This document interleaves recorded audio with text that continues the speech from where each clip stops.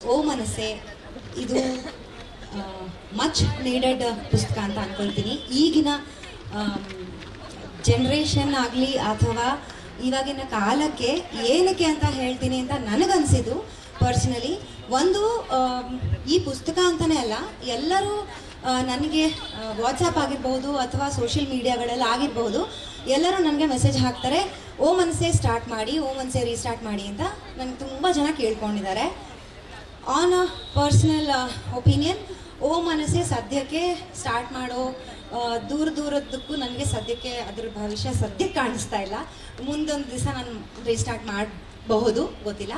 But ಇದರಲ್ಲಿ ನಾನು ಆಯ್ದ ಅಂಕಣಗಳು, ಅಪ್ಪನ ಬರವಣಿಗೆ ಆಯ್ದ ಅಂಕಣಗಳು ಮೋರ್ ಆನ್ ಮಕ್ಕಳ ಎಜುಕೇಷನ್, ಪ್ಯೂರ್ ಪ್ರೆಷರ್ ಅಂದರೆ ತುಂಬ ಸ್ಟ್ರೆಸ್ ಇರೋವಂಥದ್ದು ಟೈಮ್, ಅದನ್ನು ಹೇಗೆ ಹ್ಯಾಂಡಲ್ ಮಾಡಬೇಕು, ಮತ್ತು ಮಕ್ಕಳಾಗಿ ಅಂದರೆ ಅವರೇ ಟೀನೇಜ್ ಟ್ಯಾಂಟ್ರಮ್ಸ್, ಆಮೇಲೆ ಅಪ್ಪ ಅಮ್ಮನ ಜವಾಬ್ದಾರಿ ಏನಾಗಿರಬೇಕು ಅನ್ನೋವಂಥದ್ದು ಬರೆದಿದ್ದಾರೆ ಮೋಸ್ಟ್ ಆಫ್ ಇಟ್.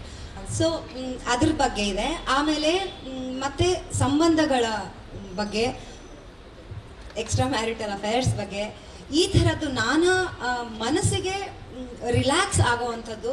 ಮತ್ತು ಸದ್ಯ ನಂದು ಅಷ್ಟೇ ಅಲ್ಲ ಪ್ರಾಬ್ಲಮ್, ಪ್ರಪಂಚದಲ್ಲಿ ನಾನಾ ಥರದ ಪ್ರಾಬ್ಲಮ್ಸ್ನ ಹೇಗೆ ಎದುರಿಸೋದು, ಅದನ್ನು ಹೇಗೆ ಪರಿಹಾರ ಕಂಡುಕೊಡುವಂಥದ್ದು. ಓ ಮನಸ್ಸಿನಲ್ಲಿ ನೀವು ಆಗಲೇ ಓದಿದ್ದೀರಿ, ತುಂಬ ಮುಂಚೆ ಬರ್ತಾ ಇದ್ದಿದ್ದು ಓ ಮನಸ್ಸೆ. ಅಂದರೆ ಮೊದಲು 2, 3 ಅದೀಗ ಸಿಗೋದಿಲ್ಲ ನಿಮಗೆ, ಬಟ್ ಈ ಪುಸ್ತಕದಲ್ಲಿ ಖಂಡಿತ ಸಿಗುತ್ತೆ, ಅದಿದೆ.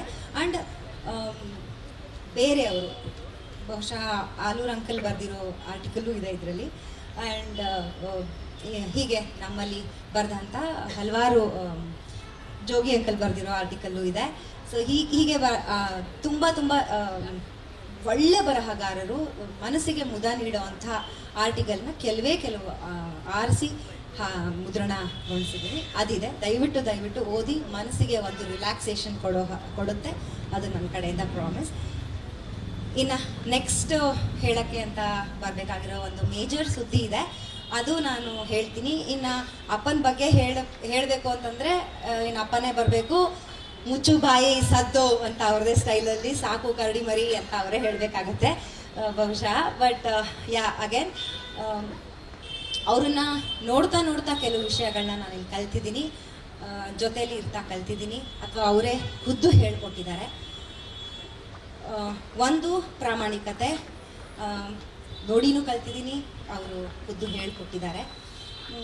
ಆಮೇಲೆ ಅವ್ರ ಜೊತೆ ಕೆಲಸ ಮಾಡಿ ಅನುಭವಕ್ಕೆ ಬಂದಿರೋವಂಥ ಕೆಲವು ಅಂಶಗಳು, ಎಲ್ಲವುದನ್ನು ಒಟ್ಟು ಮಾಡಿ ನೋಡಿದಾಗ ಕೆಲವು ಸತಿ ನನಗೆ ಅಪ್ಪನಾಗೂ ಕಂಡಿದ್ದಾರೆ, ಬಾಸ್ ಆಗೂ ಕಂಡಿದ್ದಾರೆ. ಎಲ್ಲವ ಮಿಶ್ರಣ. ಹೌದು, ಎಷ್ಟೋ ಕಡೆ ಜೋಗಿ ಅಂಕಲ್ ಈಗ ತಾನೇ ಹೇಳಿದ್ರು ದ್ಯಾಟ್ ಒಂದು ಅಪ್ಪ ಬರಿತಾ ಕೂತ್ಕೊಂಡಾಗ ಅವರು ಒಂದು ಲೇಖಕ ಹೇಗೆ ಒಂದೇ ಪುಸ್ತಕ ಅಟ್ ಎ ಒನ್ ಟೈಮ್ ಬರಿತಾ ಇದ್ರು, ಅಪ್ಪ ಹಂಗೆ ಮಾಡ್ತಿರ್ಲಿಲ್ಲ. ನಾನೇ ಇವಾಗ ಅವ್ರದ್ದು ಪುಸ್ತಕಗಳನ್ನು ಹರಡ್ಕೊಂಡಾಗ ಭಂಡಾರ ಇದೆ ನನ್ನ ಹತ್ರ. ಇವಾಗ ಕೂತ್ಕೊಂಡು ನೋಡ್ತಾ ಇರಬೇಕಾದ್ರೆ ಒನ್ ಸಬ್ಜೆಕ್ಟ್ ಅಂತ ತಗೊಳ್ಳೇ ಇಲ್ಲ ಅಪ್ಪ. ಇವಾಗೂ ನನ್ನ ಹತ್ರ ಎಷ್ಟು ಪುಸ್ತಕಗಳಿದೆ ಅಂದರೆ ಟು ಕಂಪ್ಲೀಟ್ ಅಷ್ಟಿದೆ. ಹೆಂಗೆ ಮಾಡೋಕ್ಕೆ ಸಾಧ್ಯ ಇಲ್ಲ. ಅದು ಅಪ್ಪನ ಶೈಲಿನೇ ತುಂಬ ಕಷ್ಟ ಇದೆ ಮಾಡೋದಕ್ಕೆ, ಕಂಪ್ಲೀಟ್ ಮಾಡೋದಕ್ಕೆ. But it's a big huge challenge. ಅದರಲ್ಲಿ ಇವಾಗ ನಾನು ಒಂದು ತೊಗೊಳಕ್ಕೆ ದೊಡ್ಡ ಸ್ಟೆಪ್ ತೊಗೊಳಕ್ಕೆ ಹೊರಟಿರೋದು hi Bangalore, and it is to be completed and I have to restart and I have taken a big step. ನಾನು ಕಂಪ್ಲೀಟ್ ಮಾಡ್ತೀನಿ, ರೀಸ್ಟಾರ್ಟ್ ಮಾಡ್ತೀನಿ ಹಾಯ್ ಬ್ಯಾಂಗ್ಳೂರ್ ಅಂತ. ಸೊ ಐ ನೀಡ್ ನಿಮ್ಮೆಲ್ಲರ ಸಪೋರ್ಟು, ನಿಮ್ಮೆಲ್ಲರ ಅಭಿಮಾನ. ಅದರಿಂದಕ್ಕೋಸ್ಕರನೇ ನನ್ನ ಸಪೋರ್ಟ್ ಇದೆ ಅನ್ನೋದು ನಂಬಿಕೆ ಮೇಲೆ ನಾನು ಹಾಯ್ ಬ್ಯಾಂಗ್ಳೂರ್ ರೀಸ್ಟಾರ್ಟ್ ಮಾಡ್ತಾ ಇದ್ದೀನಿ ಯುಗಾದಿಯಿಂದ. ಸೊ ಒಂದು ಹೊಸ ವರ್ಷಕ್ಕೆ ಹೊಸ ಸುದ್ದಿ ಅಂತ ನನಗೆ ನಾನೇ ಬೆನ್ನು ತಟ್ಕೊಂಡಿದ್ದೀನಿ. ನಿಮ್ಮ ಎಲ್ಲರ ಆಶೀರ್ವಾದ, ಬೆಂಬಲ ನನಗೆ ಇದೆ, ನನಗೆ ಗೊತ್ತು. ನಾನು ಆಲ್ರೆಡಿ ನಿಮ್ಮೆಲ್ಲ ಗ್ರಾಂಟೆಡಾಗಿ ತೊಗೊಂಡ್ಬಿಟ್ಟಿದ್ದೀನಿ. ಒಂದು ಸಪೋರ್ಟ್ ನನಗೆ ಆಲ್ರೆಡಿ ಸಿಕ್ಕಿದೆ. Thank you so much, thank you very much. So ಇದರ ವಿಶೇಷಾಂಕ ಜೊತೆ ಹೊರ ಬರ್ತಾ ಇದೆ.